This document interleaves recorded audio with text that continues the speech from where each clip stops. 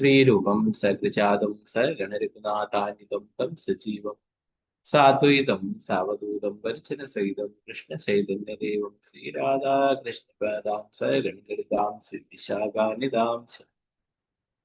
हे कृष्ण करुणा सिंधु दीनबंधु जगत्पति गोपेश गोपिका कांता राधा कांता नमस्ते सप्तकांचन गौरांगी श्रीराधे वृंदावनेश्वरी वृषभानुसुते प्रणमामि हरिप्रिय वाञ्छाकल्पतरुभ्यश्च कृपा सिन्धुभ्येव च पतितानं पावनेभ्यो वैष्णवेभ्यो नमो जगत्वात्मकं कृष्णं भक्तरूपासुरूपं भक्तावतारं भक्ताख्यं नमामि भक्तशक्तिम् नित्यानन्दमहनौमि सर्वानन्दकरं परं हरिनामकृतं देवम् अवधूतशिरोमणि नमो महावदिन्याय कृष्णप्रेमप्रदाय दे कृष्णाय कृष्णचैतन्या नाम्ने गौरकृष्ण नमो विष्णुपादाय कृष्णपृष्ठाय भूतले श्रीमदे भक्तिवेदान्तस्वामिनिधि नाम नमस्ते सारस्वती देवी गौरवाणि प्रचारिणे निर्विशेषशून्यवादी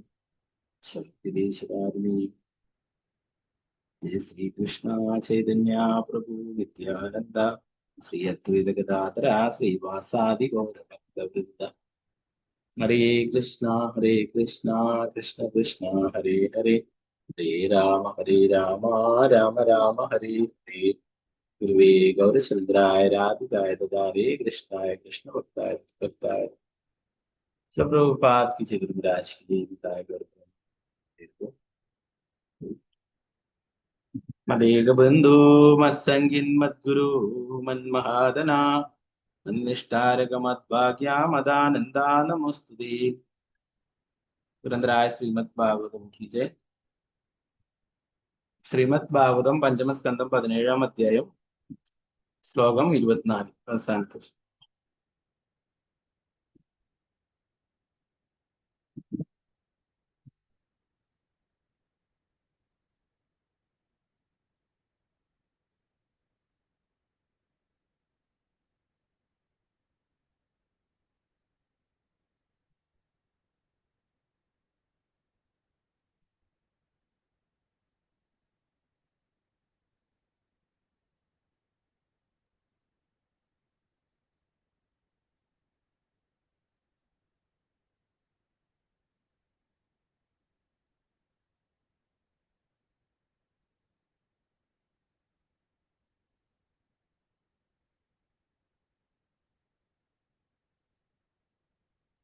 കൃഷ്ണ സ്ക്രീന് കാണാലോ അല്ലെ ഹോസ്റ്റാക്കി ഓക്കെ ചെയ്യാൻ വിട്ടു ഓക്കെ ഹരേ കൃഷ്ണ ഹരേ കൃഷ്ണ. ഹരേ കൃഷ്ണ. ഓം നമോ ഭഗവതേ വാസുദേവായ നിർമ്മിതാം കർഹ്യ വികർമ്മ പർവണീം മായാം ജനോയം സർഗമോഹിതഃ ന വേദ നിസ്താരണ യോഗമഞ്ജസാ തസ്മൈ നമസ്തേ വിലയോദയാത്മനേ.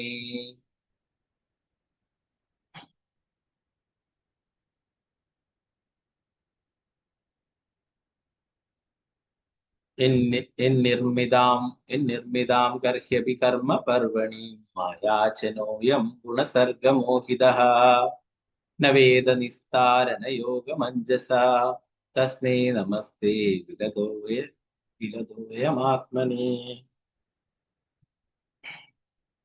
ഹരേ കൃഷ്ണ. ചൊല്ലാം.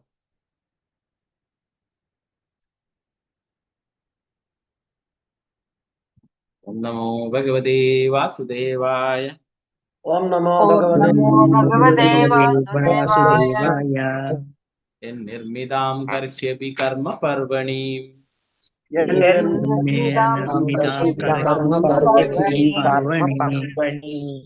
മായാം ജനോയം സർഗമോഹിതഃ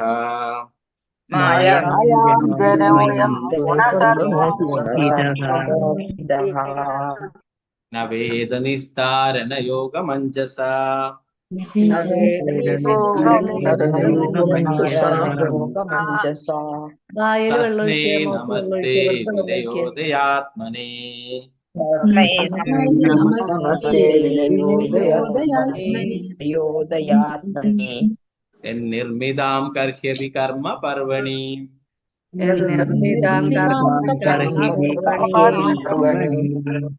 മായാജനോയം ന സർഗമോഹിതഃ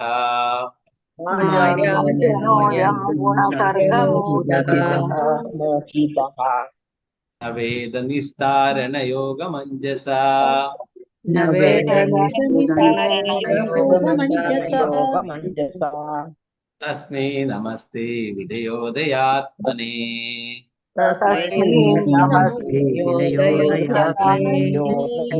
ഹരേ കൃഷ്ണ പ്രഭുജി. ഹരേ കൃഷ്ണ. ഒരാളായിട്ട് ചെലുകളും ഇതിനാണ് മതജി ചെലുകും മതജി. ഹരേ കൃഷ്ണ. ഹരേ കൃഷ്ണ പ്രഭുജി. ചെലുകും. ഓം നമോ ഭഗവതേ വാസുദേവായ.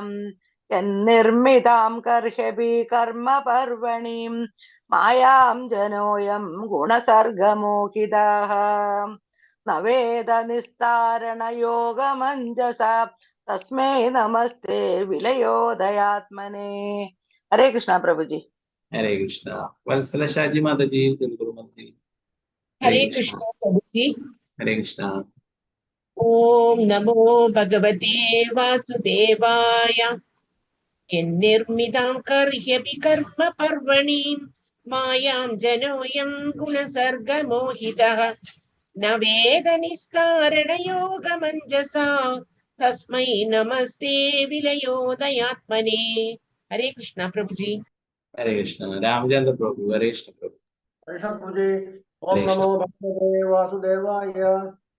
നിർമ്മിതാം കർഹ്യപി കർമ്മ പർവണീം മായാം ജനോയം ഗുണസർഗമോഹിതഃ ന വേദ നിസ്താരണ യോഗമഞ്ജസാ തസ്മൈ നമസ്തേ വിലയോദയാത്മനേ. ഹരേ കൃഷ്ണ പ്രഭു. ഹരേ കൃഷ്ണ. നിർമ്മല മാതാജി. ഹരേ കൃഷ്ണ പ്രഭു. ഹരേ കൃഷ്ണ. ഓം നമോ ഭഗവതേ വാസുദേവായ. നിർമ്മിതാം കർഹ്യപി കർമ്മ പർവണി മായാം ജനോയം ഗുണസർഗമോഹിതഃ ന വേദ നിസ്താരണ യോഗമഞ്ജസാ തസ്മൈ നമസ്തേ വിലയോദയാത്മനേ. ഹരേ കൃഷ്ണ പ്രഭുജി. ഹരേ കൃഷ്ണ. പങ്കജാക്ഷി മാതാജി ചെലുകും. ഹരേ കൃഷ്ണ പ്രഭുജി. പ്രണാമം. ഓം നമോ ഭഗവതേ വാസുദേവായ. നിർമ്മിതാം കർഹ്യപി കർമ്മ പർവണി മായാം ജനോയം ഗുണസർഗമോഹിതഃ ന വേദ നിസ്താരണ യോഗമഞ്ജസാ തസ്മൈ നമസ്തേ വിലയോദയാത്മനേ. ഹരേ കൃഷ്ണ പ്രഭുജി. ഹരേ കൃഷ്ണ മാതാജി. സുവർണപ്രഭ മാതാജി ചെലുകും. ഹരേ കൃഷ്ണ പ്രഭുജി. ചെലുകും. ഓം നമോ ഭഗവതേ വാസുദേവായ. നിർമ്മിതാം കർഹ്യപി കർമ്മ പർവണീം മായാം ജനോയം ഗുണസർഗമോഹിതഃ ന വേദ നിസ്താരണ യോഗമഞ്ജസാ തസ്മൈ നമസ്തേ വിലയോദയാത്മനേ. കൃഷ്ണ പ്രഭുജി. ഹരേ കൃഷ്ണ. സീതാരാമനുണ്ണി മാതാജി ചെലുകും. ഹരേ കൃഷ്ണ പ്രഭുജി. ഹരേ കൃഷ്ണ. ഓം നമോ ഭഗവതേ വാസുദേവായ. നിർമ്മിതാം കർഹ്യപി കർമ്മ പർവണീം മായാ ജനോയം ഗുണസർഗമോഹിതഃ ന വേദ നിസ്താരണ യോഗമഞ്ജസാ തസ്മൈ നമസ്തേ വിലയോദയാത്മനേ. ഹരേ കൃഷ്ണ പ്രഭുജി. ഹരേ കൃഷ്ണ. വത്സല മാതാജി. ഹരേ കൃഷ്ണ മാതാജി. ഹരേ കൃഷ്ണ പ്രഭുജി. അയ്യോ ഹരേ കൃഷ്ണ. നാരായണ ഭഗവാൻ എന്താ പോയത്. ചെലുകും. ഹരേ നാരായണ. ഹരേ കൃഷ്ണ. ഹരേ കൃഷ്ണ പ്രഭുജി. ഓം നമോ ഭഗവതേ വാസുദേവായ. നിർമ്മിതാം കർഹ്യപി കർമ്മ പർവണീം മായാം ജനോയം ഗുണസർഗമോഹിതഃ ന വേദ നിസ്താരണ യോഗമഞ്ജസാ തസ്മൈ നമസ്തേ വിലയോദയാത്മനേ. ഹരേ കൃഷ്ണ പ്രഭുജി. ഹരേ കൃഷ്ണ. മിനി മാതാജി ചെലുകും. ഹരേ കൃഷ്ണ പ്രഭുജി. ഹരേ ഓം കൃഷ്ണ. നമോ ഭഗവതേ വാസുദേവായ. നിർമ്മിതാം കർഹ്യപി കർമ്മ പർവണി മായാം ജനോയം ഗുണസർഗമോഹിതഃ ന വേദനിസ്താരണയോഗമഞ്ജസ തസ്മൈ നമസ്തേ വിലയോദയാത്മനാ. ഹരേ കൃഷ്ണ പ്രഭുജി. ഹരേ കൃഷ്ണ. വസന്ത മാതാജി ചൊല്ലിക്കോ. ഹരേ ഹരേ കൃഷ്ണ പ്രഭുജി. ഹരേ ഹരേ കൃഷ്ണ. കൃഷ്ണ ചൊല്ലിക്കോ. ഓം നമോ ഭഗവതേ വാസുദേവായ. യന്നിർമ്മിതാംഗർഹ്യപി കർമ്മ പർവണി മായാഞ്ജനോയം ഗുണസർഗമോഹിത ന വേദ നിസ്താരണ യോഗമഞ്ജസ തസ്മൈ നമസ്തേ വിലയോദയാത്മനെ. ഹരേ കൃഷ്ണ പ്രഭുജി. ഹരേ കൃഷ്ണ മാതാജി. ഭാരതി അമ്മ മാതാജി ചൊല്ലിക്കോ മാതാജി. ഹരേ കൃഷ്ണ. ഹരേ കൃഷ്ണ പ്രഭുജി. ഓം ചൊല്ലി. നമോ ഭഗവതേ വാസുദേവായ. യന്നിർമ്മിതാം കർഷ്യപി കർമ്മ പർവണി മായാം ജനോയം ഗുണസർഗമോഹിതഃ ന വേദനിസ്താരണമയോ യോഗമഞ്ജസ തസ്മൈ നമസ്തേ വിലയോദയാത്മനെ. ഹരേ കൃഷ്ണ. ഹരേ കൃഷ്ണ. അനിത മാതാജി ചൊല്ലിക്കോ. ഹരേ കൃഷ്ണ പ്രഭുജി. ഹരേ കൃഷ്ണ. ഓം നമോ ഭഗവതേ വാസുദേവായ. യന്നിർമ്മിതാം കർഹ്യപി കർമ്മ പർവണി മായാജനോയം ഗുണസർഗമോഹിതഃ ന വേദ നിസ്താരണ യോഗമഞ്ജസ തസ്മൈ നമസ്തേ വിലയോദയാത്മനെ. ഹരേ കൃഷ്ണ പ്രഭുജി. ഹരേ കൃഷ്ണ. മാതാജി നമ്പൂതിരി മാതാജി. ഹരേ കൃഷ്ണ മാതാജി ചൊല്ലി. ഹരേ കൃഷ്ണ പ്രഭുജി. ചൊല്ലി. ഹരേ കൃഷ്ണ. ഓം നമോ ഭഗവതേ വാസുദേവായ. യന്നിർമ്മിതാംഗർഹ്യപി കർമ്മ പർവണി മായാഞ്ജനോയം ഗുണസർഗമോഹിതഃ ന വേദ നിസ്താരണ യോഗമഞ്ജസ തസ്മൈ നമസ്തേ വിലയോദയാത്മനെ. ഹരേ കൃഷ്ണ പ്രഭുജി. ഹരേ കൃഷ്ണ. ശോഭ വിജയമ്മ മാതാജി ചൊല്ലിക്കോ. ഹരേ കൃഷ്ണ. ഹരേ കൃഷ്ണ പ്രഭുജി. ഹരേ കൃഷ്ണ. ഓം നമോ ഭഗവതേ വാസുദേവായ. യന്നിർമ്മിതാം കർഹ്യപി കർമ്മ പർവണി മായാം ജനോയം ഗുണസർഗമോഹിതഃ ന വേദ നിസ്താരണ യോഗമഞ്ജസ തസ്മൈ നമസ്തേ വിലയോദയാത്മനെ. ഹരേ കൃഷ്ണ പ്രഭുജി. ഹരേ കൃഷ്ണ. സാവിത്രി ബശ്രീ ദേവദാസ്. ഹരേ കൃഷ്ണ പ്രഭുജി. പ്രണാമം ഹരേ പ്രഭുജി. കൃഷ്ണ. പ്രണമിച്ചു. ഓം നമോ ഭഗവതേ വാസുദേവായ. യന്നിർമ്മിതാം കർഹ്യപി കർമ്മ പർവണി മായാഞ്ജനോയം ഗുണസർഗമോഹിതഃ ന വേദ നിസ്താരണ യോഗമഞ്ജസ തസ്മൈ നമസ്തേ വിലയോദയാത്മനെ. ഹരേ കൃഷ്ണ പ്രഭുജി. ഹരേ കൃഷ്ണ. വിജയശ്രീ മാതാജി ചൊല്ലിക്കോ. ഹരേ കൃഷ്ണ. ഹരേ കൃഷ്ണ പ്രഭുജി. ഹരേ കൃഷ്ണ. ഹരേ കൃഷ്ണ. പ്രണാമം പ്രഭുജി. പ്രണാം. ഓം നമോ ഭഗവതേ വാസുദേവായ. യന്നിർമ്മിതാം കർഹ്യപി കർമ്മ പർവണി മായാം ജനോയം ഗുണസർഗമോഹിതഃ ന വേദ നിസ്താരണ യോഗമഞ്ജസ തസ്മൈ നമസ്തേ വിലയോദയാത്മനെ. ഹരേ കൃഷ്ണ. ഹരേ കൃഷ്ണ. മാലതി ശ്യാമദേവിദാസ് മാതാജി. ഹരേ കൃഷ്ണ. ഹരേ കൃഷ്ണ പ്രഭുജി. നെറ്റ്വർക്ക് പ്രോബ്ലം ഉണ്ട്, ഇടയ്ക്കിടയ്ക്ക് ലെഫ്റ്റ് ഉണ്ട്. കേൾക്കുന്നുണ്ടോ? ചൊല്ലു. കേൾക്കാം. ഓം ഹരേ കൃഷ്ണ പ്രഭുജി. ഓം നമോ ഭഗവതേ വാസുദേവായ. യന്നിർമ്മിതാം കർഹ്യപി കർമ്മ പർവണി മായാം ജനോയം ഗുണസർഗമോഹിതഃ ന വേദ നിസ്താരണ യോഗമഞ്ജസ തസ്മൈ നമസ്തേ വിലയോദയാത്മനെ. ഹരേ കൃഷ്ണ പ്രഭുജി. ഹരേ കൃഷ്ണ മാതാജി. ഗീതാസി മാതാജി ചൊല്ലിക്കോ. ഹരേ കൃഷ്ണ. ഹരേ കൃഷ്ണ പ്രഭുജി. ചൊല്ലിക്കോ. ഓം നമോ ഭഗവതേ വാസുദേവായ. യന്നിർമ്മിതാം കർഹ്യപി കർമ്മ പർവണി മായാം ജനോയം ഗുണസർഗമോഹിതഃ ന വേദ നിസ്താരണ യോഗമഞ്ജസ തസ്മൈ നമസ്തേ വിലയോദയാത്മനെ. ഹരേ കൃഷ്ണ പ്രഭുജി. ഹരേ കൃഷ്ണ മാതാജി. തങ്കമണി മാതാജി ചൊല്ലിക്കോ. ഹരേ കൃഷ്ണ പ്രഭുജി. ഹരേ കൃഷ്ണ. ഓം നമോ ഭഗവതേ വാസുദേവായ.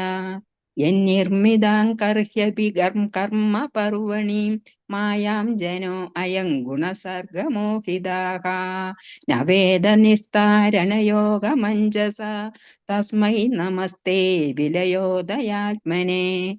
ഹരേ കൃഷ്ണ. ഹരേ കൃഷ്ണ. രൂപകൃഷ്ണ ദേവദാസ് മാതാജി. ഹരേ കൃഷ്ണ മാതാജി. ഹരേ കൃഷ്ണ. പ്രണാം പ്രഭുജി. പ്രണാം. ഓം നമോ ഭഗവതേ വാസുദേവായ. യനിർമ്മിതാം കർഹ്യപി കർമ്മ പർവണി മായാജനോയം ഗുണസർഗമോഹിത ന വേദനിസ്താരണയോഗമഞ്ജസ തസ്മൈ നമസ്തേ വിലയോദയാത്മനെ. ഹരേ കൃഷ്ണ പ്രഭുജി. ഹരേ കൃഷ്ണ. ഹരേ കൃഷ്ണ. ഓം നമോ ഭഗവതേ വാസുദേവായ.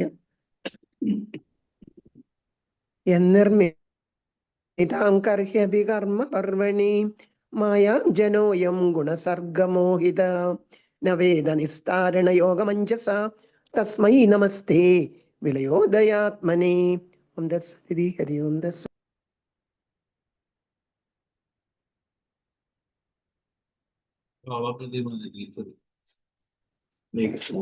ഹരേ കൃഷ്ണ പ്രഭുജി.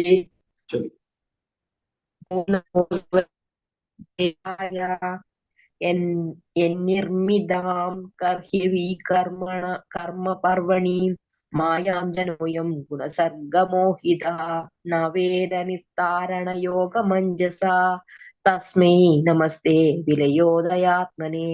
ഹരേ കൃഷ്ണ. ഹരേ കൃഷ്ണ. ഹരേ കൃഷ്ണ പ്രഭുജി. ഓം നമോ ഭഗവതേ വാസുദേവായ. യന്നിർമിതാം കർഹ്യഭി കർമ്മ പർവണീം മായാം ജനോയം ഗുണസർഗമോഹിതഃ ന വേദനിസ്താരണ യോഗമഞ്ജസാ തസ്മൈ നമസ്തേ വിലയോദയാത്മനെ. ഹരേ കൃഷ്ണ പ്രഭുജി.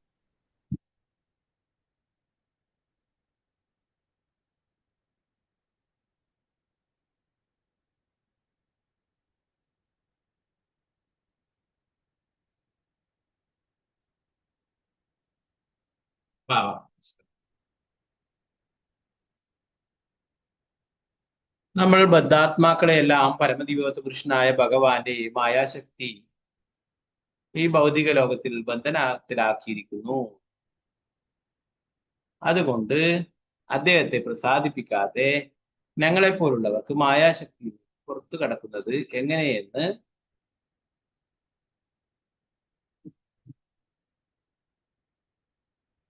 മനസ്സിലാക്കാൻ കഴിയില്ല. സൃഷ്ടിയുടെയും സംഹാരത്തിന്റെയും കാരണമായ ഭഗവാനായി ഞാൻ എൻ്റെ സാദര പ്രണാമങ്ങൾ അർപ്പിക്കട്ടെ.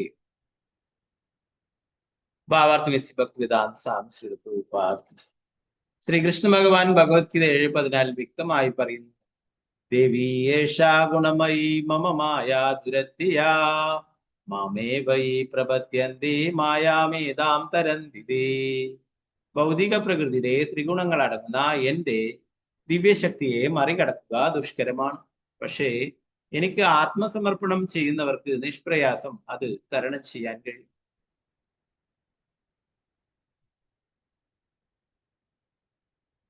ഭഗവാന്റെ ഈ മായിക ശക്തിക്കുള്ളിൽ പ്രവർത്തിക്കുന്ന എല്ലാ ബദ്ധാത്മാവുകളും ശരീരത്തെ ആത്മാവായി കരുതുന്നത് മൂലം വിവിധ ജീവിവർഗങ്ങളിൽ ജന്മമെടുത്തും കൂടുതൽ കൂടുതൽ കുഴപ്പം സൃഷ്ടിച്ചും പ്രപഞ്ചത്തിലുടനീളം തുടർച്ചയായി അലഞ്ഞു തിരിയുന്നു.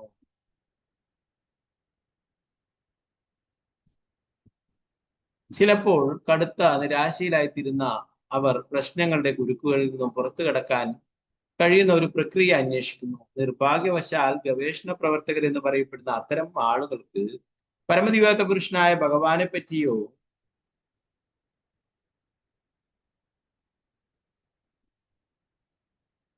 അദ്ദേഹത്തിന്റെ മായിക ശക്തിയോ പറ്റിയോ അറിവില്ല. അപ്രകാരം അവരെല്ലാം പുറത്തു കടക്കാൻ ഒരു പഴുതും കണ്ടെത്താൻ കഴിയാത്ത വിധം ഇരുട്ടിൽ തപ്പിത്തടയുന്ന പ്രവർത്തനമാണ് നടത്തുന്നത്. ശാസ്ത്രജ്ഞരെന്നും പുരോഗതി ആർജിച്ച ഗവേഷണ പണ്ഡിതരെന്നും പറയപ്പെടുന്നവർ ജീവന്റെ കാരണം കണ്ടെത്താൻ അന്തസാര ശൂന്യമായ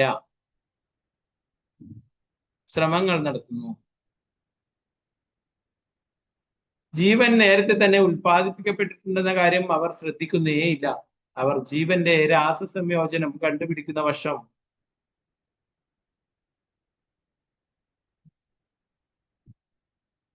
എന്തായിരിക്കും അവരുടെ നേട്ടം?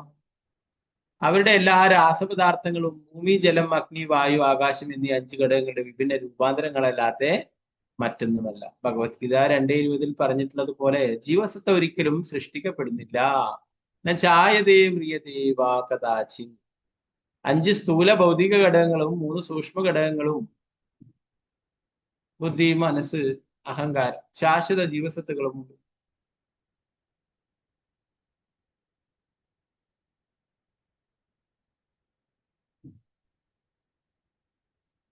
ജീവസത്ത ഒരു പ്രത്യേക തരത്തിലുള്ള ശരീരം ആഗ്രഹിക്കുകയും പരമദിവ്യോത്തപുരുഷനായ ഭഗവാന്റെ ആജ്ഞയാൽ പരമോന്നതനായ ഭഗവാൻ കൈകാര്യം ചെയ്യുന്ന ഒരു തരം യന്ത്രമല്ലാതെ മറ്റൊന്നുമല്ലാത്ത ഭൗതിക പ്രകൃതിയിൽ നിന്നും അത് സൃഷ്ടിക്കപ്പെടുകയും ചെയ്തു. ഭഗവാൻ ജീവസത്തയ്ക്ക് ഒരു പ്രത്യേക തരത്തിലുള്ള യാന്ത്രിക ശരീരം നൽകുന്നു. ജീവസത്ത അതുപയോഗിച്ച് ഫലേച്ഛാകർമ്മങ്ങളുടെ നിയമപ്രകാരം പ്രവർത്തിക്കണം. ഫലേച്ഛാകർമ്മങ്ങളെ പറ്റി ഈ ശ്ലോകത്തിൽ വിവരിച്ചിരിക്കുന്നു. കർമ്മ പർവണി മായാം. ജീവസത്ത് ശരീരമാകുന്ന യന്ത്രത്തിന്മേൽ ഇരിക്കുകയും പരമോന്നതനായ ഭഗവാന്റെ ആജ്ഞപ്രകാരം അവൻ ആ യന്ത്രം പ്രവർത്തിപ്പിക്കുകയും ചെയ്തു. ഒരു ശരീരത്തിൽ നിന്നും മറ്റൊരു ശരീരത്തിലേക്കുള്ള ആത്മാവിന്റെ ദേഹാന്തര പ്രാപ്തിയുടെ രഹസ്യം ഇതാണ്. ജീവസത്ത അപ്രകാരം ഈ ഭൗതിക ലോകത്തിൽ ഫലേച്ഛാകർമ്മങ്ങളാൽ ബന്ധിതനാകും. ഭഗവത്ഗീത 15:7 സ്ഥിരീകരിച്ചിട്ടുള്ളതുപോലെ മനഃഷ്ടാനിന്ദ്രിയാണി പ്രകൃതിസ്ഥാനി കർഷതി. ജീവസത്ത മനസ്സുൾപ്പെടെ ഉള്ള 6 ഇന്ദ്രിയങ്ങൾക്കെതിരെ കഠിനമായി സമരം ചെയ്യുന്നു. സൃഷ്ടിയുടെയും സംഹാരത്തിന്റെയും എല്ലാ പ്രവർത്തനങ്ങളിലും ജീവസത്ത മായിക ശക്തിയാൽ നിർവഹിക്കപ്പെടുന്ന ഫലേച്ഛാകർമ്മങ്ങളിൽ ബന്ധിതനാകും. ശരിക്കും പരമദിവ്യോത്തപുരുഷനായ ഭഗവാനാൽ കൈകാര്യം ചെയ്യപ്പെടുന്ന ഒരു കമ്പ്യൂട്ടർ പോലെയാണ് അവൻ. പ്രകൃതി സ്വതന്ത്രമായാണ് പ്രവർത്തിക്കുന്നതെന്ന് ശാസ്ത്രജ്ഞന്മാരെന്ന് പറയപ്പെടുന്നവർ പറയുന്നു. പക്ഷെ എന്താണ് പ്രകൃതി എന്ന് വിശദമാക്കാൻ അവർക്ക് കഴിയുന്നില്ല. പ്രകൃതി പരമദിവ്യോത്തപുരുഷനായ ഭഗവാനാൽ പ്രവർത്തിക്കപ്പെടുന്ന ഒരു യന്ത്രമല്ലാതെ മറ്റൊന്നുമല്ല.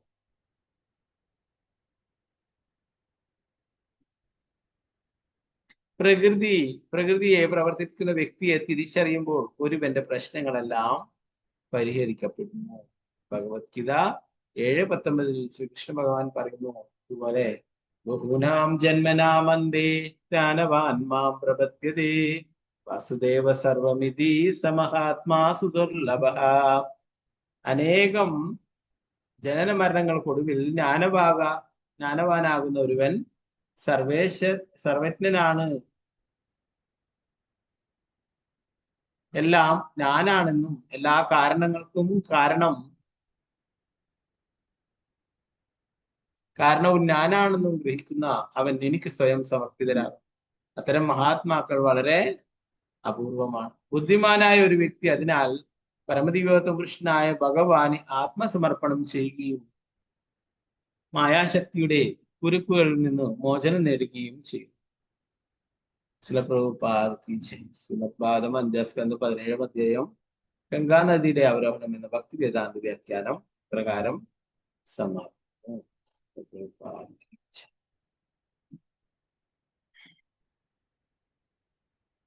നാരായണം നമസ്കൃത്യ നരം ചൈവ നരോത്തമം ദേവീം സരസ്വതി വ്യാസം തതോ ജയമുദ്രേ. നഷ്ടപ്രായേഷ ഭദ്രേഷു നിത്യം ഭാഗവത സേവയാ ഭഗവതി ഉത്തമ ശ്ലോകേ ഭക്തിർഭവതി നൈഷ്ഠികേ. മുഖം കരോതി വാചാലം പങ്കും ലംഘയതേ ഗിരിം യത്കൃപാതമഹം വന്ദേ ശ്രീഗുരു ദീനതാരിണം പരമാനന്ദമാധവം ശ്രീചൈതന്യേശ്വരം.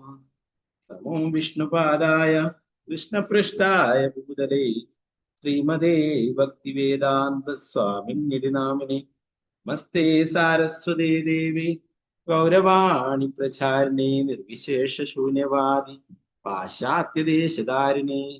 ജയ ശ്രീകൃഷ്ണ ചൈതന്യ പ്രഭു നിത്യാനന്ദ ശ്രീ അദ്വൈത ഗദാധര ശ്രീവാസാദി ഗൗരഭക്തവൃന്ദ. ഹരേ കൃഷ്ണ കൃഷ്ണ കൃഷ്ണ ഹരേ ഹരേ, ഹരേ രാമ രാമ രാമ ഹരേ ഹരേ. ഗുരുവേ ഗൗരചന്ദ്രായ രാധികായ ദദാരേ കൃഷ്ണായ കൃഷ്ണഭക്തായ തദ്ഭക്തായ. പ്രഭുപാദ കി ജയ, ഗുരുരാജ് കി ജയ.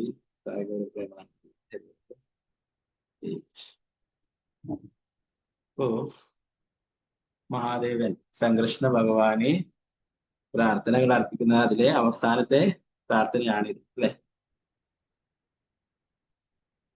ഇപ്പൊ നേരത്തെ ഉള്ള പ്രാർത്ഥനകളിൽ പറയുന്നു ഭഗവാൻ എല്ലാവരെയും സംരക്ഷിക്കുന്നു അല്ലെ.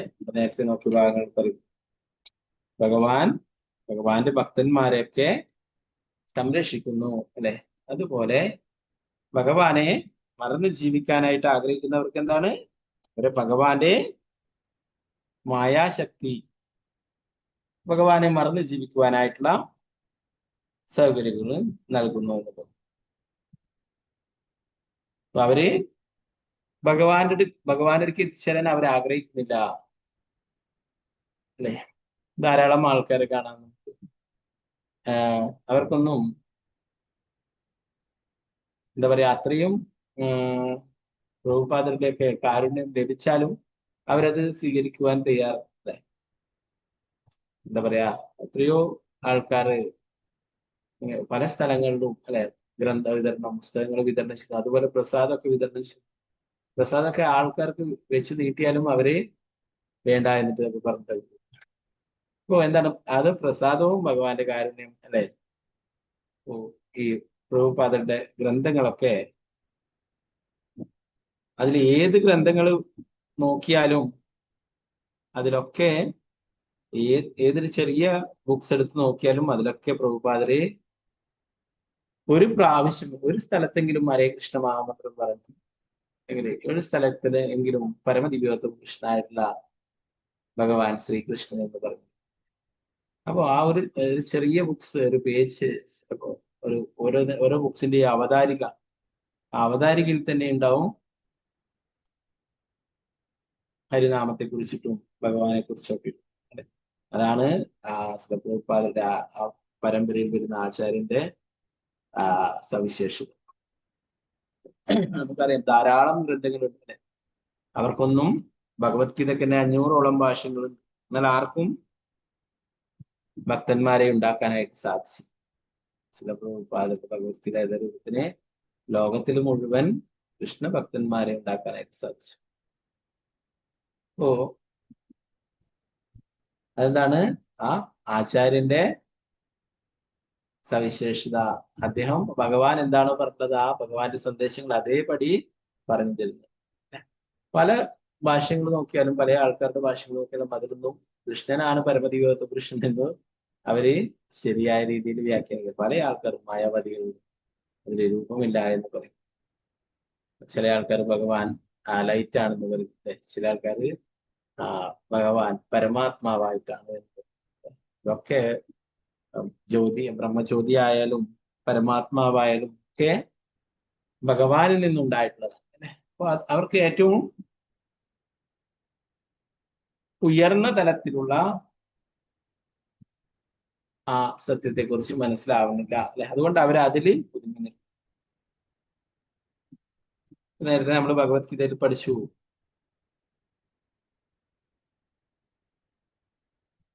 ഭഗവാനില് അല്ലെ വിശ്വാസമില്ലാത്ത മൂഢന്മാർ, നരാധമന്മാർ. അപ്പോ ഇവർക്കൊക്കെ ശ്രേഷ്ഠമായിട്ടുള്ള മനുഷ്യജന്മം ലഭിച്ചിട്ടും അത് ശരിയായ രീതിയിൽ ഉപയോഗിക്കാതെ അവര് മൃഗങ്ങളെ പോലെ ആഹാരം, നിദ്ര, ഭയം, മൈഥുനം ഇതിനായിട്ട് ജീവിതം പാഴാക്കിക്കളയും അല്ലെ. അതുകൊണ്ട് എന്താണ് അവർക്ക് ഭഗവാനോട് താല്പര്യമില്ല, ഭഗവാന്റെ നാമം ജപിക്കുവാനോ ഭഗവാനെ കുറിച്ച് അറിയാനോ ഒന്നും തന്നെ താല്പര്യമില്ല. അതുകൊണ്ട് അവർക്ക് എന്താണ് വീണ്ടും വീണ്ടും പലതരത്തിലുള്ള ജന്മങ്ങൾ ലഭിക്കുന്നു അല്ലെ. ഭഗവാൻ പറയുന്നു ഭഗവാൻ ഒന്നിനും നമുക്ക് എതിരല്ല. അപ്പൊ ഭഗവാനെ മറന്ന് ജീവിക്കാൻ ആഗ്രഹിക്കുന്നത് കൊണ്ട് അവർക്ക് അങ്ങനെയുള്ള ജന്മങ്ങൾ ലഭിക്കുന്നു. മനുഷ്യരായാലല്ലേ ഭാഗവതം കേൾക്കുകയും അല്ലെ ഭഗവത്ഗീത കേൾക്കുകയും ഇതൊക്കെ വീണ്ടും പഠിക്കുകയോ. അപ്പൊ അതുകൊണ്ട് എന്താണ് യഥേഷ്ടം ഇന്ദ്രിയാസ്വാദനത്തിനായിട്ടുള്ള ശരീരങ്ങൾ അവർക്ക് ലഭിക്കുന്നു. പട്ടിയുടെയും പൂച്ചയുടെയും പന്നിയുടെയും നേരത്തെ നമ്മൾ പറഞ്ഞു കുരങ്ങന്മാരായിട്ടും ഉദാഹരണത്തിന്. അപ്പോ അങ്ങനെയുള്ള പലതരത്തിലുള്ള ജന്മങ്ങൾ ലഭിക്കുന്നു അല്ലെ. എന്നാൽ ആരാണോ ഭഗവാനെ കുറിച്ച് മനസ്സിലാക്കാനും ഭഗവാന്റെ ഭക്തിക സേവനങ്ങൾ ചെയ്യാനും തിരിച്ച് ഭഗവാന്റെ അടുത്തേക്ക് പോകാനും ആഗ്രഹിക്കുന്നത് അവർക്ക് ഭഗവാൻ എല്ലാ സഹായങ്ങളും നൽകും അല്ലെ. നമ്മുടെയൊക്കെ ഹൃദയത്തിലെ പരമാത്മാവായിട്ട് ചൈത്യഗുരുവായിട്ട് ഭഗവാൻ, ആ ഭഗവാൻ അറിയാം നമുക്ക് എന്താണ് നമ്മുടെ ആഗ്രഹം എന്നത് അല്ലെ. നമ്മൾ ആത്മാർത്ഥമായിട്ട് ആഗ്രഹിക്കുമ്പോൾ എന്താണ്, അതേ ഭഗവാൻ തന്നെ ആധ്യാത്മിക ഗുരുവിന്റെ രൂപത്തിൽ നമ്മളെ പുറത്തു നിന്നും സഹായിക്കുകയും ചെയ്യുന്നത് നമ്മൾ നേരത്തെ പഠിച്ചു അല്ലെ. ഓ പ്രഭുപാദര് പറയും, ഈ കൃഷ്ണാബോധം സ്വീകരിക്കാത്തവരെ കുറിച്ചിട്ട് അവര് നിർഭാഗ്യവാന്മാരാണ്.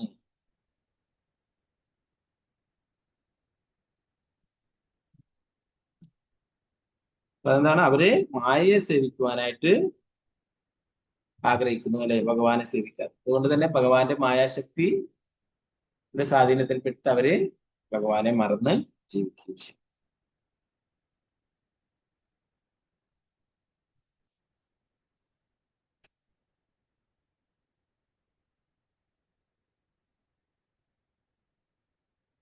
ഇന്നലെ അവസാനം ഇതിൽ പറയുന്നത്, പരമദിവ്യാത പുരുഷനായ ഭഗവാനിൽ നിന്നും സമഗ്ര ഭൗതിക ശക്തിയാൽ നിർമ്മിതമായ ശരീരത്തോടുകൂടിയും ഭൗതിക പ്രകൃതിയുടെ രജോ ഗുണത്താൽ പ്രബലമായ ബുദ്ധിയുടെ സംഭരണിയുമായ ബ്രഹ്മാവൻ ആവിർഭവിച്ച ബ്രഹ്മദേവൻ നിത്യാഹങ്കാരത്തിന്റെ പ്രതീതിയും രുദ്ര എന്നറിയപ്പെടുന്ന ഞാൻ ജനിച്ചു, എന്റെ സ്വന്തം ശക്തിയാൽ ഞാൻ മറ്റെല്ലാ ദേവന്മാരെയും മനുഷ്യഘടകങ്ങളും ഇന്ദ്രിയങ്ങളും, അതിനാൽ ദേവന്മാരും ഭൗതിക ഘടകങ്ങളും ഇന്ദ്രിയങ്ങളും ബ്രഹ്മദേവൻ ഞാനും പോലും പാശത്താൽ ബന്ധിക്കപ്പെട്ട പക്ഷികളെ പോലെ ആരുടെ നിയന്ത്രണത്തിലാണോ കഴിയുന്നത്, ആ പരമദിവ്യാത പുരുഷനായ ഭഗവാനെ ഞാൻ ആരാധിക്കുന്നു. ഭഗവാന്റെ കാരുണ്യത്താൽ മാത്രമേ ഞങ്ങൾക്ക് ഭൗതിക പ്രപഞ്ചത്തെ സൃഷ്ടിക്കുവാനും സംരക്ഷിക്കുവാനും സംഹരിക്കുവാനും കഴിയൂ. അതിനാൽ പരമോന്നതനായ ഭഗവാനെ ഞാൻ എൻ്റെ ആദരപ്രണാമങ്ങൾ അർപ്പിക്കുന്നു.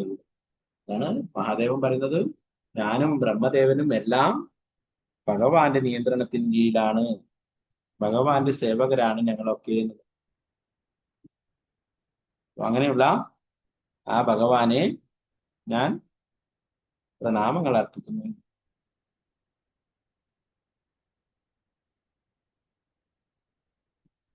24-ാമത്തെ ശ്ലോകത്തിൽ പറയുന്നത്, നമ്മൾ ബന്ധാത്മാക്കളെ എല്ലാം പരമദിവ്യാത പുരുഷനായ ഭഗവാന്റെ മായാശക്തി ഭൗതിക ലോകത്തിൽ ബന്ധനത്തിലാക്കിയിരിക്കുന്നു. അതുകൊണ്ട് അദ്ദേഹത്തെ പ്രസാദിപ്പിക്കാതെ ഞങ്ങളെപ്പോലുള്ളവർക്ക് മായാശക്തിയിൽ നിന്നും പുറത്തു കിടക്കുന്നത് എങ്ങനെയെന്ന് മനസ്സിലാക്കാൻ കഴിയും. ആരാ പറയുന്നത്? വൈഷ്ണവാനാം യഥാശം അല്ലെ, ഏറ്റവും വലിയ വൈഷ്ണവനാണ് ശ്രീമദ് ഭാഗവതം പറയുന്നത് 12-ാം സ്കന്ധം. അപ്പോ ആ ഭഗവാന്റെ പരിശുദ്ധ ഭക്തൻ, ഏറ്റവും ഉയർന്ന ഭക്തനാണ് പറയുന്നത് ഞങ്ങളൊക്കെ മായാശക്തി. അപ്പൊ എല്ലാവരും ആ മായാശക്തിയുടെ കീഴിലാണെന്നാണ് പറയുന്നത്.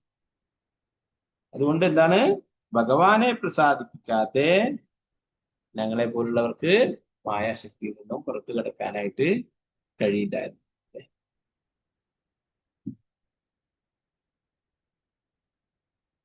ഓ ബ്രഹ്മസംഹിതയിൽ പറയുന്നു,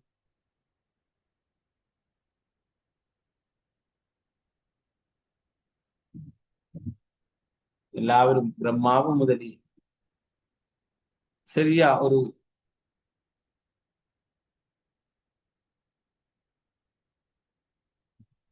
ചെറിയൊരു ജീവി വരെ, ചെറിയൊരു പ്രാണി വരെ എല്ലാവരും ഇവിടെ ബന്ധനത്തിലാണ്.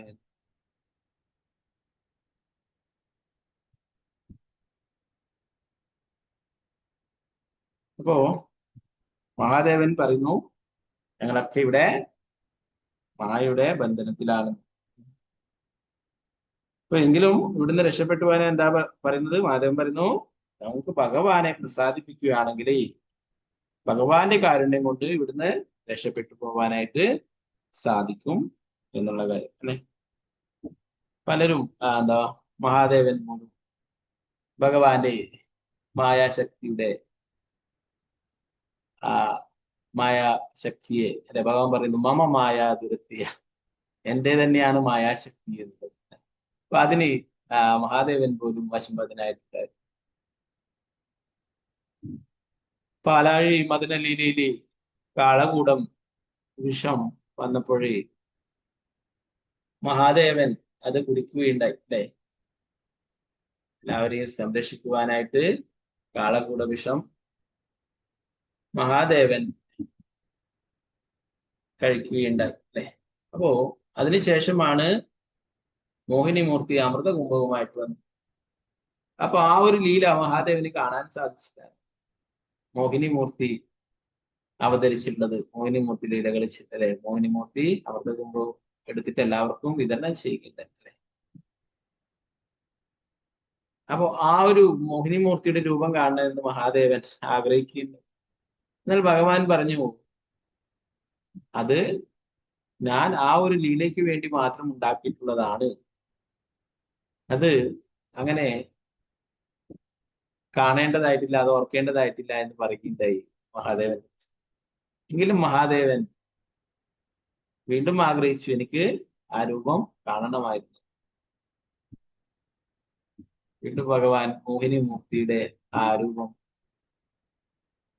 മനോഹരമായിട്ടുള്ള രൂപം അല്ലെ, അസുരന്മാരും എല്ലാവരും അല്ലെ, അസുരന്മാർ പൊതുവെ ദേവന്മാരോടും ഭഗവാനോടും ശത്രുതയുള്ളവരാ അല്ലെ. അപ്പോൾ ആ മോഹിനിമൂർത്തിയെ കണ്ടപ്പോഴേ അസുരന്മാര് എല്ലാ ശത്രുതയും മറന്നു അല്ലെ, മോഹിനിമൂർത്തി പറയുന്നത് പോലെ അനുസരിക്കും. എല്ലാവരും കണ്ണടച്ചിരിക്കാൻ പറഞ്ഞു, എല്ലാവരും കണ്ണടച്ചിരിക്കും. അപ്പോ ഭഗവാന്റെ സേവനങ്ങൾ ചെയ്യാൻ വേണ്ടിയിട്ട് അവിടെ അസുരന്മാരും ദേവന്മാരും എല്ലാവരും ഒന്നായി ചേർന്ന്. ഇപ്പൊ ഭഗവാന്റെ സേവനങ്ങൾ ചെയ്യുമ്പോൾ അവിടെ എന്താണ്, ശത്രു മിത്രം ഇതൊന്നുമില്ല അല്ലെ. ആ പാലാഴി കടിയുന്ന സേവനത്തിൽ എന്താണ്, സാധാരണ ദേവന്മാരോടും ഭഗവാനോടും ഒക്കെ ശത്രുതയുള്ളവരാണ് അസുരന്മാരൊക്കെ. അസുരന്മാരും അതില് പങ്കുചേർന്നു ആ സേവനത്തിൽ അല്ലെ. അപ്പൊ എന്നാൽ അവര് വീണ്ടും അവരുടെ പഴയ സ്വഭാവം തന്നെ എടുക്കും, ആസുരികമായിട്ടുള്ള സ്വഭാവം അല്ലെ. അതുകൊണ്ടാണ് മോഹിനിമൂർത്തി ഇങ്ങനെ ഒരു എന്താണ്, അമൃതകുംഭം കിട്ടിയപ്പോഴേ അല്ലെ, ആദ്യം വാലിന്റെ ഭാഗം, പിന്നീട് പറഞ്ഞു വാലില്ല തലയുടെ ഭാഗം പിടിക്കുന്നത് അല്ലെ. അവസാനം അമൃതകുംഭം കിട്ടിയപ്പോഴേ അത് മുഴുവനായിട്ട് അവരെടുക്കേണ്ട പ്ലാൻ ഇട്ടപ്പോഴാണ് മോഹിനിമൂർത്തിയായിട്ട് ഭഗവാൻ അവതരിക്കുന്നത്. ഇതന്നെ അല്ലെ, ആ മോഹിനിമൂർത്തിയുടെ മനോഹരമായിട്ടുള്ള രൂപം കണ്ടിട്ട് അസുരന്മാർ പോലും ആ മോഹിനി മൂർത്തി പറയുന്നത് പോലെ തന്നെ അനുസരിക്കുന്നു അല്ലെ. അത്രയും സൗന്ദര്യവതിയായിട്ട് രൂപം. അപ്പൊ ആ രൂപം മഹാദേവൻ നിർബന്ധം പിടിച്ചപ്പോൾ ഭഗവാൻ കാണിച്ചു കൊടുക്കുകയും അങ്ങനെ ആ മോഹിനിമൂർത്തിയുടെ പിന്നാലെ മഹാദേവൻ പോലും പായുകയുണ്ടായിരുന്നു. അപ്പോ ഭഗവാന്റെ മായാശക്തി അതുകൊണ്ട് തന്നെ അത്രയും ശക്തമത്താണ്. അതുകൊണ്ട് മഹാദേവൻ തന്നെ ഇവിടെ പറയുന്നു, മഹാദേവനേക്കാളും വലിയ വൈഷ്ണവരാരും തന്നെ ഇവിടെ ഇല്ല അല്ലെ, ഈ ഭൗതിക ലോകത്തിൽ. അപ്പൊ മഹാദേവൻ പറയുന്നത് എന്താണ്, നമ്മൾ ബദ്ധാത്മാക്കളെല്ലാം അല്ലെ, എല്ലാ ബദ്ധാത്മാക്കളും എന്നല്ല. നമ്മള് ഓരോ കാര്യങ്ങൾ പറയുമ്പോൾ ചിലപ്പോ നമ്മളെ കൂടാതെ മറ്റുള്ളവരെ കുറിച്ച് പറയും അല്ലെ, അങ്ങനെയല്ല. മഹാദേവനെയും കൂടി ഉൾപ്പെടുത്തിക്കൊണ്ടാണ് മഹാദേവൻ പറയുന്നത്. നമ്മൾ ബദ്ധാത്മാക്കളെയെല്ലാം പരമദിവ്യോത്ത കൃഷ്ണനായ ഭഗവാന്റെ മായാശക്തി ഈ ഭൗതിക ലോകത്തിൽ ബന്ധനത്തിലാക്കിയിരിക്കുന്നു. എല്ലാവരും ഭഗവാന്റെ മായാശക്തിക്ക് മുന്നിൽ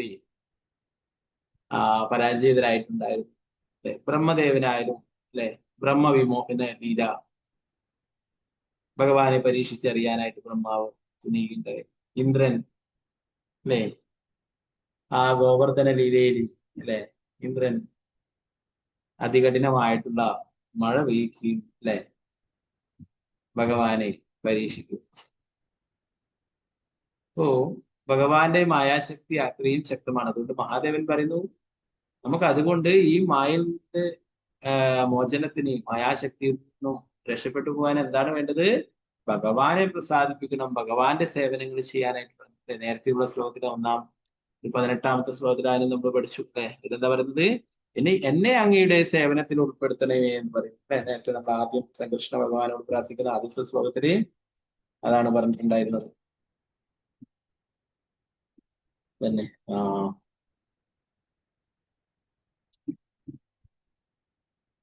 ഭജന്യാരണപാദ പങ്കജം ഭഗസ്യ കൃഷ്ണസ്യ പരംപരായണം ഭക്തേഷു ഭാവിത ഭൂതഭാവനം ഭവാവഹം ത്വാഭവഭാവമീശ്വരം. അവസാനത്തെ ലൈനിൽ എന്താ പറയുന്നത്, ദയവായി എന്നെ അങ്ങയുടെ ശാശ്വത സേവകനായി സ്വീകരിക്കണേ എന്ന് മഹാദേവൻ പറയും.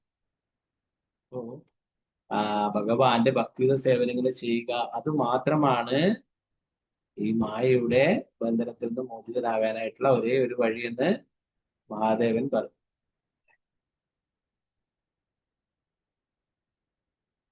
അദ്ദേഹത്തെ പ്രസാദിപ്പിക്കാതെ ഞങ്ങളെപ്പോലുള്ളവർക്ക് മായാശക്തിയിൽ നിന്നും പുറത്തു കടക്കുന്നത് എങ്ങനെയെന്ന് മനസ്സിലാക്കാൻ കഴിയില്ല. സൃഷ്ടിയുടെയും സംഹാരത്തിന്റെയും കാരണമായ ഭഗവാനായി ഞാൻ എന്റെ സാദരം. വേറെ ഒരു രീതിയിലും മായയെ ജയിക്കാനായിട്ട് സാധിക്കില്ല, അല്ലെ? ഭാവാർത്ഥത്തിൽ പ്രഭുപാദർ പറയുന്നു, ഭഗവാൻ തന്നെ ഭഗവത്ഗീതയിൽ പറയുന്നുണ്ട്, ദേവി യേശാ ഗുണമയി മമ മായാ ദുരത്തിയ. മമ മായ, എന്റെ തന്നെയാണ് ആ മായാശക്തി എന്ന് ഭഗവാൻ പറയും. അതിനെ മറികടക്കുക അത്ര എളുപ്പമല്ല, ദുഷ്കരമാണ് എന്ന്. ഇപ്പോ ബ്രഹ്മാവിനേക്കാളും മഹാദേവനേക്കാളും വലിയ ഭക്തന്മാരൊന്നും ഇവിടെയില്ല, അല്ലെ?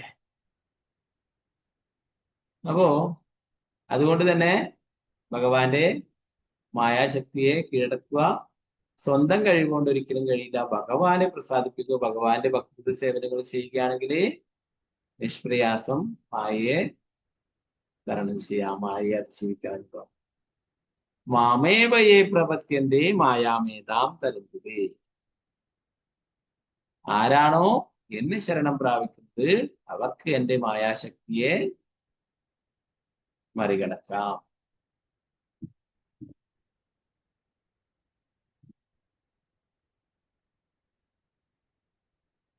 ഭഗവാന്റെ ഈ ഭൗതിക പ്രകൃതി ഗുണങ്ങൾ എന്റെ ഈ ദിവ്യശക്തി മറികടക്കുക ദുഷ്കരമാണ്. പക്ഷെ എനിക്ക് ആത്മസമർപ്പണം ചെയ്യുന്നവർക്ക് നിഷ്പ്രയാസം അത് തരണം ചെയ്യാൻ കഴിയും. അത് അതിനെപ്പറ്റി പറയുമ്പോൾ ഒരു ഉദാഹരണം പറയുക, എന്താ പറയാ, നമ്മളൊരു വീട്ടിലേക്ക് പോകുന്ന അവിടെ ഒരു പട്ടിയുണ്ട്. അപ്പോ നമ്മളെ ആ പട്ടിക്കറിയില്ല നമ്മളെ ആ വീട്ടുകാരന്റെ സുഹൃത്താണ്, അല്ലെ? അവിടെ പോകുമ്പോഴെന്താണ്, പട്ടി ഇങ്ങനെ കുറച്ചുകൊണ്ടേയിരിക്കും, അല്ലെ? കുറച്ച് കഴിഞ്ഞാൽ അവിടെ വീട്ടിലെത്തിയിട്ട് ആ യജമാനൻ സ്ഥലം എന്ന് പറഞ്ഞു കഴിഞ്ഞാല് പട്ടി ഒച്ചയാക്കാതെ പോയിട്ട് അവിടെ കൂട്ടിൽ തന്നെ പോയി കൂടും. അപ്പോ അതുപോലെ തന്നെ ഭഗവാന്റെ മായാശക്തി എന്ന് പറയുന്നത് ഭഗവാന്റെ സേവനങ്ങൾ ചെയ്യുന്നവർക്ക്, ഭഗവാന്റെ ഭക്തന്മാരുടെ അടുത്തേക്ക് മായാശക്തി അവരെ അതിക്രമിക്കുന്നില്ല. എല്ലാം തന്നെ യമരാജനായാലും യമകിങ്കരന്മാർക്ക് യമരാജൻ പറയുന്നു, ഭഗവാന്റെ നാമം ജപിക്കുന്ന ഭക്തന്മാരുടെ അടുത്തേക്ക് നിങ്ങൾ പോകും. ആരാണോ ഭഗവാനെ മറന്ന് ജീവിക്കുന്നത് അവരെയൊക്കെ പിടിച്ചു കെട്ടിയിട്ട് എൻ്റെ അടുത്തേക്ക് കൊണ്ടുപോകും, അവർക്ക് ശിക്ഷ കിട്ടും. അപ്പോ ഭഗവാന്റെ തന്നെ സേവകരാണ് ഇവരൊക്കെ. അപ്പൊ അതുകൊണ്ട് തന്നെ ഭഗവാന് ശരണം പ്രാപിച്ച ഒരാൾക്ക് മായാശക്തിയെ തരണം ചെയ്യാനായിട്ട് സാധിക്കും. ഹരിദാസ് താക്കൂറിലെ ബ്രഹ്മാവിന്റെ തന്നെ അവതാരമാണ് ഹരിദാസ് താക്കൂർ. ഹരിദാസ് താക്കൂറിന്റെ ലീലയിൽ സാക്ഷാൽ മായാദേവി തന്നെ വന്നിട്ട് ഹരിദാസ് താക്കൂറിനോട് ആദ്യം രാമചന്ദ്രക്കാരൻ അയച്ചിട്ടുള്ള ആ വേശ്യാസ്ത്രീ വരികയുണ്ടായി, അല്ലെ?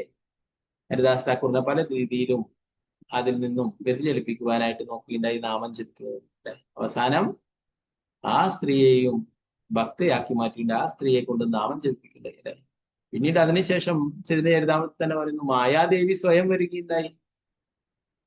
മായാദേവി സ്വയം വന്നിട്ടു അപ്പോഴും മായാദേവി പരാജയപ്പെടുകയും അവസാനം ഹരിദാസ് താക്കൂറിന് എനിക്കും ഭഗവാന്റെ തിരുനാമം എനിക്കും പറഞ്ഞു തരണം, എനിക്കും ജപിക്കണം എന്ന് പറഞ്ഞിട്ട് ആ മായാദേവി പോലും ഹരിദാസ് താക്കൂറിൽ നിന്നും ഭഗവാന്റെ ദിവ്യനാമം സ്വീകരിച്ചു.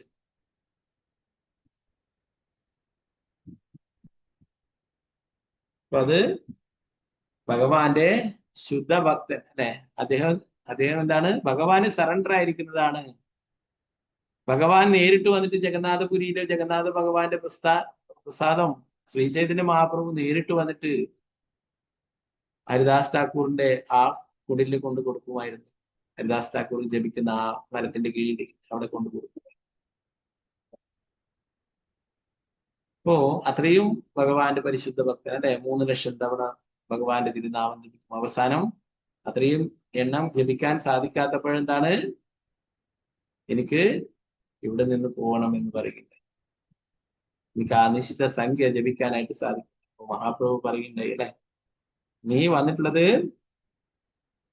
ദിവ്യനാമം പ്രചരിപ്പിക്കുവാനാണ്. അത് ആ കർത്തവ്യം നീ നല്ല ഭംഗിയായിട്ട് നിർവഹിക്കും. നീ നിനക്ക് പറ്റുന്നത്ര ജപിച്ചാൽ മതി എന്ന് ഭഗവാൻ തന്നെ പറയുക. എന്നാലും അതിൽ തൃപ്തനായില്ല, അല്ലെ? അപ്പോ അങ്ങനെയുള്ള ഭഗവാന്റെ ശുദ്ധഭക്തന്മാരുടെ അടുത്ത് എന്താണ്, മായാദേവി പോലും അവിടെ വന്നിട്ട് ഹരിനാമം സ്വീകരിക്കുകയുണ്ടായി. അതുകൊണ്ട് ഇവിടെ മഹാദേവൻ പറയുന്നു, നമുക്കൊക്കെ ഭഗവാനെ ശരണം പ്രാപിക്കുക, ഭഗവാന്റെ ഭക്തി സേവനത്തിൽ ഏർപ്പെടണമായിട്ട്.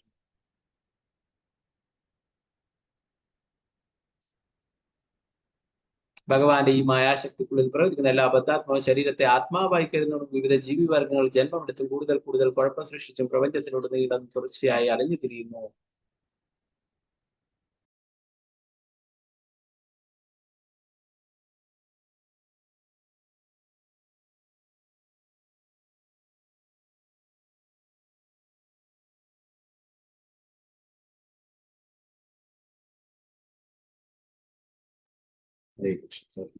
ഓക്കെ, അപ്പം എന്താണ് ശരീരബോധത്തിലാണുള്ളത് എന്ന് പറയുന്നത്. ഇവിടെയുള്ള ബദ്ധജീവാത്മാക്കളൊക്കെ ശരീരബോധത്തിലായത് കൊണ്ട് എന്താണ്, ആ ശരീരത്തെ ആത്മാവായിട്ട് കരുതുന്നു, അല്ലെ?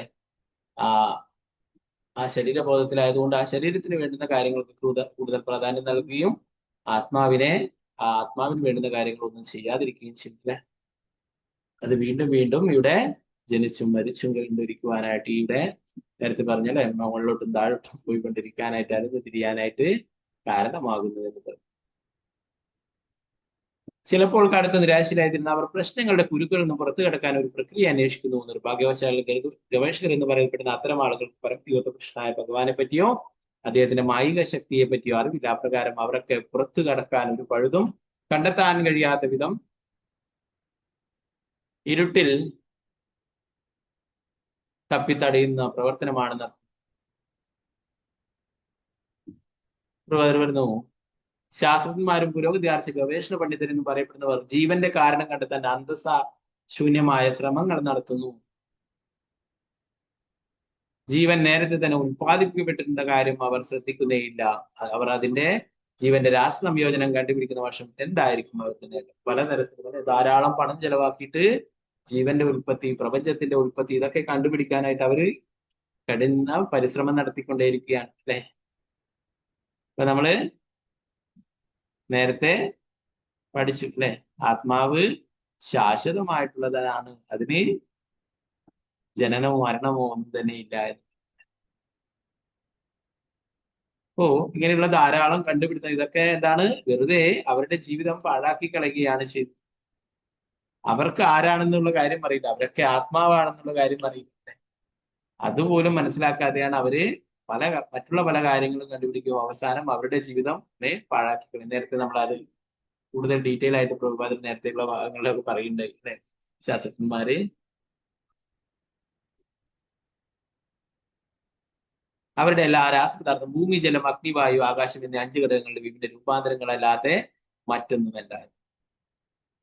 എന്ത് വസ്തുക്കൾ ഇവിടെ ഉണ്ടെങ്കിലും എന്താണ്, ഏതിൽ നിന്നും ഉള്ള വസ്തുക്കളായിരിക്കും. ഇതുമായിട്ട് റിലേറ്റഡ് ആയിട്ടുള്ള കാര്യങ്ങൾ തന്നെയായിരിക്കും. ഭൂമി, ജലം, വായു, അഗ്നി എന്നുള്ള ഘടകങ്ങളുടെ ഓരോ രൂപാന്തരങ്ങളായിരിക്കും. അല്ലാതെ അവര് സ്വയം സൃഷ്ടിച്ചതായിട്ട് ഇവിടെ ഒന്നും തന്നെയില്ല. പലതും അവർ കണ്ടുപിടിച്ചു. അതൊക്കെ ഇതുമായിട്ട് റിലേറ്റഡ് ആയിട്ടുള്ള എന്തെങ്കിലും വസ്തുവായിരിക്കും. ഈ 5 കാര്യങ്ങളും ഭഗവത്ഗീത 2:2 പറഞ്ഞതുപോലെ ജീവസത്വം ഒരിക്കലും സൃഷ്ടിക്കപ്പെടുന്നില്ല. ഞാൻ ഛായതയും റിയത്തെ വാ കഥാചി. 5 സ്ഥൂല ഭൗതിക ഘടകങ്ങളും 3 സൂക്ഷ്മ ഘടകങ്ങളും ശാശ്വത ജീവസത്തകളും ഉണ്ട്. ജീവസത്ത ഒരു പ്രത്യേക തരത്തിലുള്ള ശരീരം ആഗ്രഹിക്കും. പരമദിവ്യ പുരുഷനായ ഭഗവാന്റെ ആജ്ഞയാൽ പരമോന്നതനായ ഭഗവാൻ കൈകാര്യം ചെയ്യുന്ന ഒരു തരം യന്ത്രമല്ലാതെ മറ്റൊന്നുമല്ലാത്ത ഭൗതിക പ്രകൃതിയിൽ നിന്നും അത് സൃഷ്ടിക്കപ്പെടുകയും ചെയ്യുന്നു. ഭഗവാൻ ജീവസത്തയ്ക്ക് ഒരു പ്രത്യേക തരത്തിലുള്ള യാന്ത്രിക ശരീരം നൽകുന്നു. സത്ത അതുപയോഗിച്ച് ഫലേച്ഛകർമ്മങ്ങളുടെ നിയമപ്രകാരം പ്രവർത്തിക്കും. എന്താ പറയുന്നത്, നമ്മള് ഓരോ തരത്തിലുള്ള ശരീരം ആഗ്രഹിക്കുന്നു, ഓരോ ആഗ്രഹങ്ങളും വെച്ച് പുലർത്തുകയും ചെയ്യുന്നു. അതിനനുസരിച്ചിട്ട് ഭൗതിക പ്രകൃതി, ഭഗവാന്റെ നിയന്ത്രണത്തിലുള്ള ഭൗതിക പ്രകൃതി നമുക്ക് അങ്ങനെയുള്ള ഓരോരോ ശരീരങ്ങൾ നൽകുന്നു. അതാണ് ഓരോ ആഗ്രഹങ്ങൾ പൂർത്തീകരിക്കാനായിട്ട് ഓരോ തരത്തിലുള്ള ശരീരം. എന്നാൽ ആരാണോ ഭഗവാന്റെ ഭക്തിയുടെ സേവനങ്ങള് ചെയ്യുന്നത്, അല്ലെ, അവർക്ക് ഈ ജന്മത്തിന് ശേഷം ആത്മീയ ശരീരം ലഭിക്കും.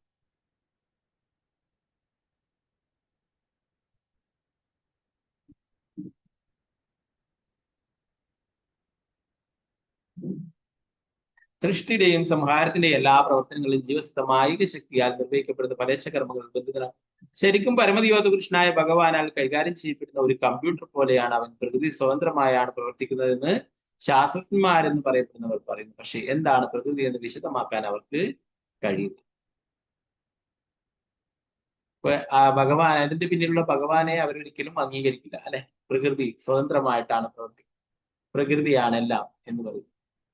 എന്നാൽ ഇതിന്റെ പിന്നിലുള്ള അതിന്റെ നിയന്താവായിട്ടുള്ള ഭഗവാനെ കുറിച്ച് അവർക്ക് ജ്ഞാനം. പ്രകൃതി പരമദിവ്യോത പുരുഷനായ ഭഗവാനാൽ പ്രവർത്തിക്കപ്പെടുന്നവരെ യന്ത്രമല്ലാതെ മറ്റൊന്നുമില്ല. പ്രകൃതിയെ പ്രവർത്തിപ്പിക്കുന്ന വ്യക്തിയെ തിരിച്ചറിയുമ്പോൾ ഒരുവന്റെ പ്രശ്നങ്ങളെല്ലാം പരിഹരിക്കും. അപ്പോ ഒരാളെ പ്രശ്നമെല്ലാം തീരാൻ എന്താണ് പ്രഭാതിരി പറയുന്നു?